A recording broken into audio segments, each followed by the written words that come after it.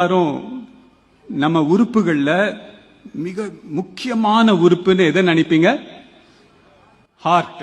சில பேர் நினைப்பாங்க பிரெயின், லங்ஸ், அப்படிதான் நினைச்சிட்டு இருக்கோம்.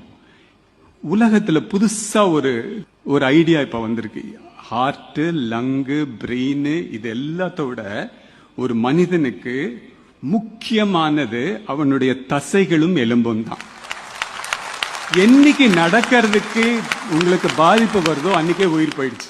என்னைக்கு யூ ஆர் டிபெண்டன்ட் ஆன் மற்றவங்களை நடக்க முடியாம ஸ்டேஜுக்கு போனா அது ப்ராப்ளம். சார்கோபீனியா கூகுள் பண்ணி பாருங்க.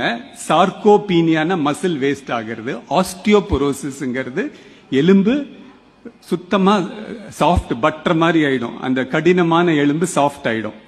ஏன் இது சொல்ல வரேன்னா, 30 வயசுலயும் 40 வயசுலயும் நம்ம உடம்பை எப்படி வச்சுக்கிறோமோ it reflects on 70 and 80 years.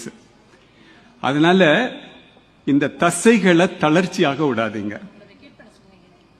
அப்புறம் எலும்பு சக்தி வாய்ந்த இருக்கணும்னா சன்லைட் வேணும். சோ 20-30 வயசுல இருந்தே எக்ஸசைஸ் பண்றதும் வெளியில போய் நின்று சன்பாத் எடுக்கிறதும் ரொம்ப முக்கியம். சார்கோபீனியாவும் ஆஸ்டியோபோரோசிஸும் இல்லைன்னா உங்களுடைய ஹார்ட், லங்கு எல்லாமே சிறப்பா வேலை செய்யும். ஸோ அதனால இன்னைக்கு ஒரு பெரிய மெசேஜ் உங்களுக்கு கொடுக்கணும்னா, வாக்கிங் போறது, சன்பாத் எடுக்கிறது, ரிட்டையர் ஆனதுக்கு அப்புறம் வீட்டுக்குள்ளேயே உட்கார்ந்துட்டு டிவி பார்த்துட்டு இருக்கிறது எல்லாம் விட்டுட்டு ஒரு நாளைக்கு இவ்வளவு தூரம் எக்ஸசைஸ், இவ்வளவு தூரம் சன்லைட் அப்படிங்கறது கண்டிப்பா நீங்க கொண்டு வரணும்.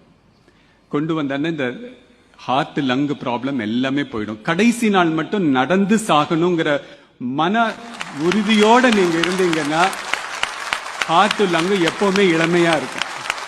சோ இது ரொம்ப முக்கியமான செய்தி. அலட்சியப்படுத்த வேண்டாம்.